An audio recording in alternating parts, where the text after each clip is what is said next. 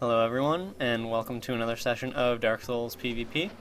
I'm here on my Mage build, and just having some fun invading. I'm invading in the township, as you can obviously see, and yeah, just sort of getting at it. Now, this build is definitely one of my favorites, mostly because it really gives me something to work on. I was never much into the sorceries. Everyone, of course, was into pyromancies at some point, but I was never much into the sorceries. And actually, now that I said that, I know someone's gonna be like, oh, I never liked pyromancies, they're stupid, blah, blah, blah. Okay, you know what I mean. You know what I mean, okay? So, don't come here with that. Now, back to what I was saying. This really was one of my favorite builds now. I was never much for using sorceries and such, but this really gave me a chance to work on them and work on using them at the right times. Now, I made a mage build previously, but it ended up being a fail. Actually, I've got a video of that on my channel right now. It was pretty bad. It was actually using the Mask of the Mother. I think I was using Logan's Catalyst, and I used the Sunlight Straight Sword, an enchanted Sunlight Straight Sword, which I really did enjoy. That's what really made me start to love that sword. But the issue was I only had 2 slots for spells, 2 attunement slots, and I never cast a single spell the entire time I was using that build. I was just getting up in their face and just destroying them with the sword, pretty much. That was really the tactic, because I never really was using spells before. Wasn't really familiar with it, and that's really a problem I'm thinking a lot of people have.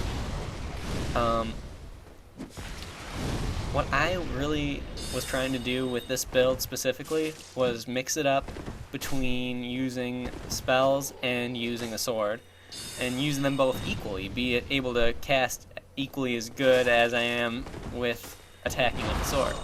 And actually, that guy right there, that was an awesome fight. That was an awesome fight, because we both had the similar playstyle as like what I was just describing, which is my goal for the build. We both were going for that. It was so much fun.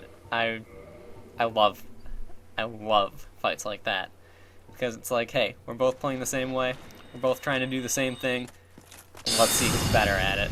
And I'm not necessarily saying I'm better, it was just one match, but it was fun. It was fun. So, this guy right here, he's trying, it seems to me at least, to be getting around me. So I attempted to counter backstab fish him right then like he was, because he kept going to that side, but never mind. It doesn't matter.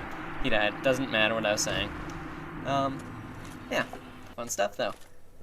Now, this guy right here, this fight kind of threw me off.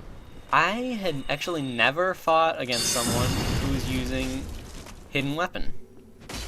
Now, it's really not a commonly seen thing, and I kind of understand why. It's not like it adds any damage or anything, but it's really more of a mental aspect that it really messes with your head when you're fighting against someone and you can't see what they're swinging at you with. It's really confusing, and it really does throw you off. And I believe Martyr's Brigade was using it in one of his videos, and he mentioned that, and it really is a mental thing. It really does throw you off when you can't see what they're doing. And right there, he goes to chug a flask, so I ended up getting him with a dark bead just in time, and that's why I pointed down at him. Because, I mean, come on, I'm running right at you. You're not going to chug a flask in my face. I'm not going to...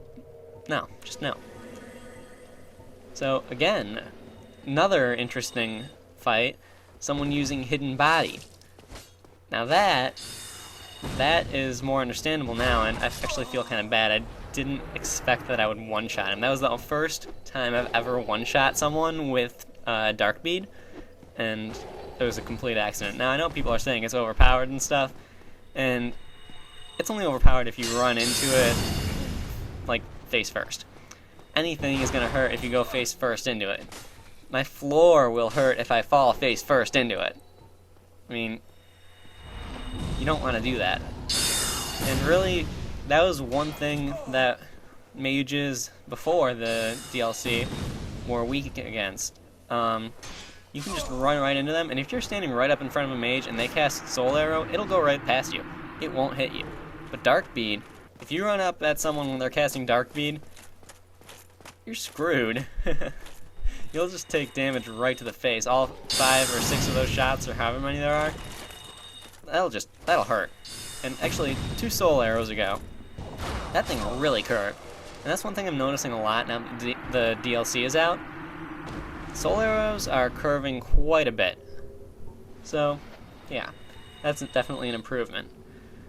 Now, I noticed that he's got his little ganker friend down there, so I'm expecting them, and I'm a little upset that this didn't turn out differently. He got me with a leg stab, and after that, it's all over. They're on top of me.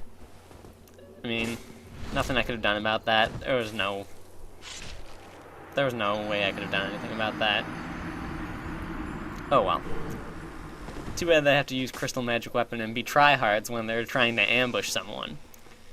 Because, you know, if you've seen my other video, which I'm sure that most of you probably have at this point, you would understand that you don't have to have a good weapon if you're gonna be ganking someone. You don't have to be such a tryhard with it. Because the Jagged Ghost Blade, like I used in that video, it does only like 254 damage total, so that's really not much. Now, in the beginning of this fight, when this person was just spamming away at the R1, I was really expecting a third R1, so I went for that parry, but I missed. But that was a good fight. That was a really good fight. I'd like another chance at that. It was close, too, because it was a really close fight. They were almost down. I did die, but that was definitely good. I'd definitely like another shot at that person. I don't even know who they were, but if you're watching this and you feel like fighting it again sometime, let me know, because that was definitely a fun fight. So we got this guy again who's using his hidden body, and I believe that's a Painting Guardian Sword, which you don't see very often. I actually have a Painting Guardian Sword on my Pyromancer build that I use, which, it's a Pyromancer, it's got 45 dexterity, and I fought a guy with it, and I beat him, and he proceeded to message me saying, or asking what kind of Painting Guardian Sword I had. I told him it was plus 15, and then he said that I should be using Occult or Enchanted because they're better for a pure dex build. And when I told him and explained to him that it was a pure dex build and all that, he was like, oh, you just don't understand the game mechanics. And I started laughing hysterically. But that's besides the point. Right there, what we just saw was a hacker.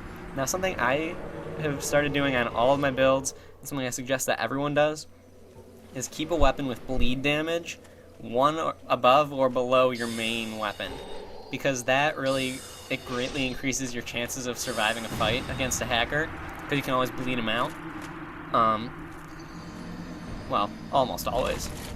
But either way, it greatly increases your chances against a hacker, because that way you don't have to spend time searching for one. That way you know you always have a bleedy weapon on you, and it's just a good thing, in my opinion, to get in the habit of.